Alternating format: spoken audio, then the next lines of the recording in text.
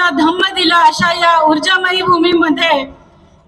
All India Buddhist फोरमचे सन्माननीय अध्यक्ष आणि ज्यांच्या नेतृत्वामध्ये महाबोधी महाविहार मुक्ती आंदोलन सुरू आहे असे सन्माननीय मुख्य अतिथी माननीय आकाश लामाजी, या सभेचे सन्माननीय अध्यक्ष आदरणीय पूज्य भदंत डॉक्टर धम्मकीर्तीजी, जे ऑल इंडिया बुद्धिस्ट फोरमचे राष्ट्रीय सल्लागार आहेत, या ठिकाणी उपस्थित असणारे सर्व भिक्खू संघ, आदरणीय भिक्खुनी संघ यांना या ठिकाणी त्रिवार वंदन करते। या कार्यक्रमामध्ये विशेष अतिथी म्हणून सन्माननीय भीमराव यशवंतराव आंबेडकर हे उपस्थित राहणार होते, पण काही कारणास्तव ते या ठिकाणी उपस्थित राहू शकले नाही। त्याचप्रमाणे माननीय चंद्रबोधी पाटील,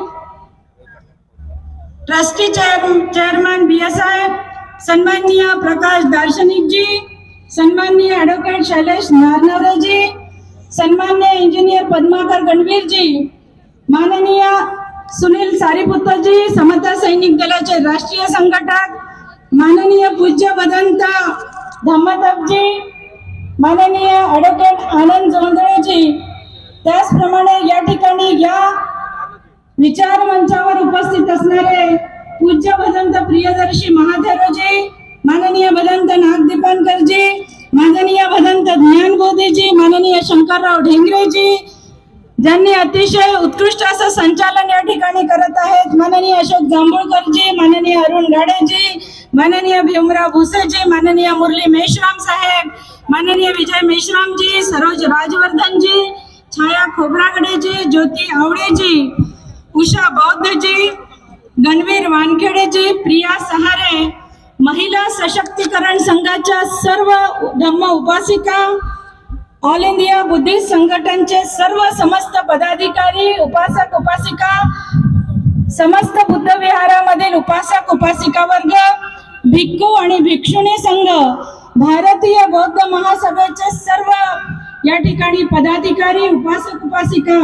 समता सैनिक दलाचे सर्व सैनिक आणि सर्व उपासक उपासिका संघ आणि या ठिकाणी उपस्थित सर्व विभागामधले आलेले सर्व उपासक उपासिका